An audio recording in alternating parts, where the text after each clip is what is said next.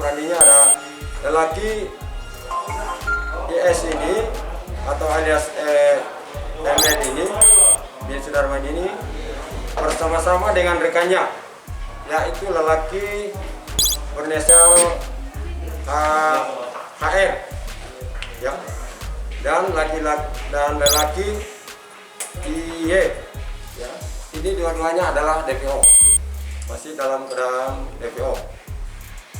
Tindak pencurian kabel optik ini oleh milik PT PLN, ya.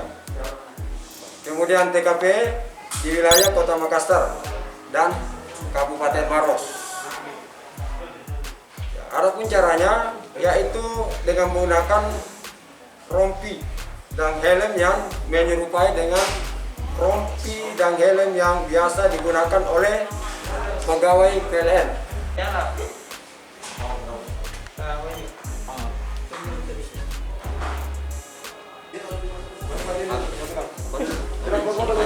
Kenapa sampai melakukan ini?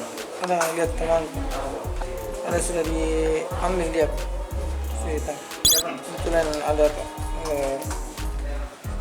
biaya ini Pak, kelahiran kemarin Pak, istri Pak anak. Kita lihat diambil, dipotong terus sudah digulung itu aja. Tapi itu tegangan tinggi deh. Iya sih, cuman ya gimana lagi, kebetulan ini pandemi lagi susah ininya. Karena COVID.